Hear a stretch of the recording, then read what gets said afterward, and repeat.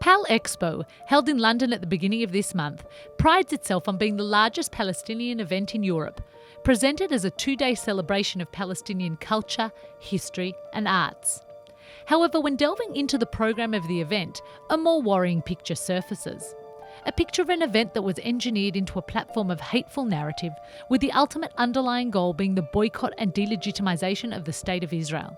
Meeting after meeting, talk after talk that delegitimize Israel, Zionism, and everything to do with Israel. There is no two-state solution in that paradigm. There isn't. Israel is an apartheid state. This is the worst form of apartheid we have ever witnessed. They insist on Israel's right to remain a Jewish racist state. But who exactly is behind the Expo, and which organisations are funding this platform?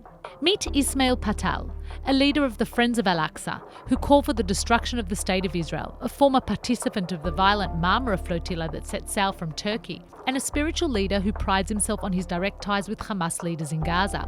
Birawi, who immigrated to London, is active in several pro-BDS organisations who engage in fundraising for Hamas. The sponsors of the Expo are all known organisations that deny Israel's right to exist as a Jewish state and actively promote this agenda. To be honest with you, I don't really see a two-state solution is going to happen.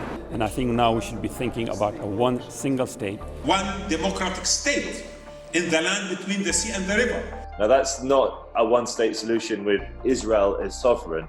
That is a one-state solution where Arabs are the majority and Jews are a minority in that region. So they're not calling for Israel, they're calling for Palestine when they advocate for this one-state solution. If you look at any of the maps that they use, there's no Israel, there's no pre-67 borders. They're calling for all of Israel to be obliterated from the river to the sea. The anti-Israel mantra was at the stem of every panel. Claims that Zionists are Nazis, the idealisation of Palestinian martyrs, individuals who have died committing acts of terrorism as the Mandelas of the Palestinian people, Israel is a racist apartheid regime, and perhaps the most chilling, the State of Israel has no right to exist at all, were all common phrases against the backdrop of a supportive crowd. The question arises, if this is an expo celebrating Palestinian history, culture and art, why does the core of every panel focus on BDS, apartheid regimes and the obliteration of Israel? These terror-related organisations disguising their activity within civil society organisations is no surprise. Last February, the Ministry of Strategic Affairs published a report called Terrorists in Suits, in which the method of action of the terrorist organisations was exposed. The infiltration of dozens of terrorists, past and present, into civil society organisations that promote a boycott and delegitimization of Israel.